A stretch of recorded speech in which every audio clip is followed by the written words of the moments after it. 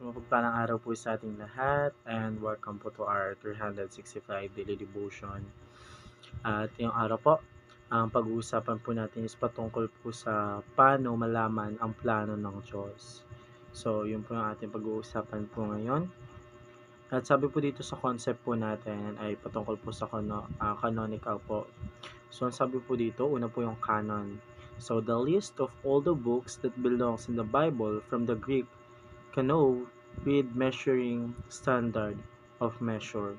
So, ito lang po sabi po sa canonical po, a term describing preserved writing that are deemed to have divine authorship and therefore include in the canon of scriptures as God's word in written form. So, ito po sabi po sa standard po natin, apostolic origin, doctrinal consistency, then universal acceptance.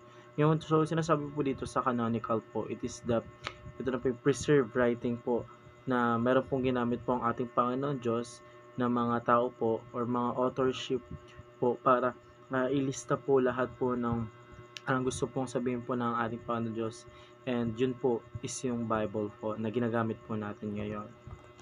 So, tayo naman po ay dumako po sa ating Bible reading po. Ito po ay patungkol sa Isaiah chapter 40 verse 8. Ito po ang sabi po sa English, the grass withers and the flowers fall, but the word of our God endures forever.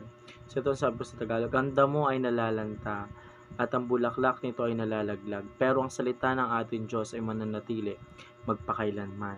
So, ang sinasabi po dito sa Isaiah po, or pinapahiwatig po dito sa Isaiah po, na ang lahat po ng bagay po is nalulusaw or kaya pong mawala po dito po sa mundo, like tayo po mga tao, mamamatay po tayo. Pero ang salita po ng ating Panginoon Diyos ay hindi po yan mawawala po.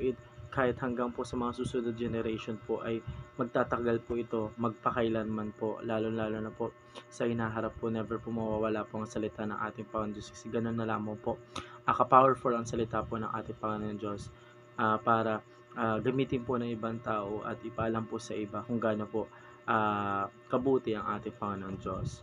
So tayo naman po dumako po sa ating teaching po. Una, the divine author has preserved His word. So ito po yung sinabi ko pa kanina, ang ating Panginoon Diyos po is gumamit po siya ng mga apostol para isulat po or ipahayag po sa kanila na ito po yung gusto pong isulat po ng ating Panginoon Diyos. So, pero yung divine author pa rin po is preserved po. So, yun po yung ating Panginoon Diyos. At yung mga gusto pong salita po ng ating Panginoon Diyos is isinulat niya po sa Biblia, or nagumamit po siya ng mga tao po para isulat po sa Biblia kung ano po nais na gusto po ng ating Panginoon Diyos po.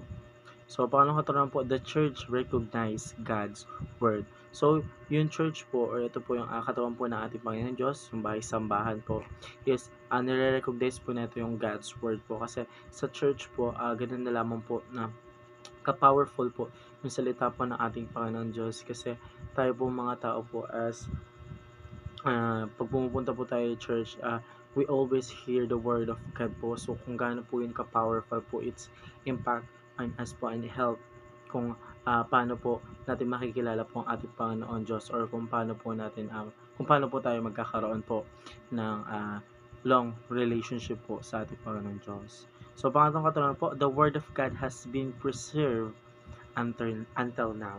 So, yung God words daw po is preserved,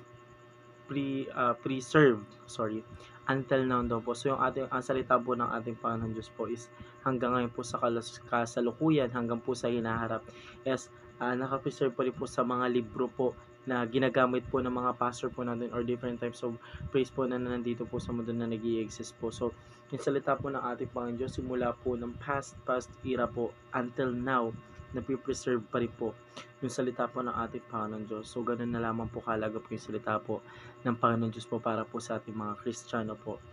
So, ganun na lamang po. Ang kabait po ang ating Panginoon Diyos na sa lahat po ng gusto niyo po ibanggit po is nasa Biblia na po. So, ganun tayo po mga Kristiyano is mahilig po magbasa ng Biblia. So, we always recognize our God's word po. So, yun lamang po para sa araw na to. Maraming salamat po sa pakikinig, and see you po ulit bukas para po sa ating daily devotion.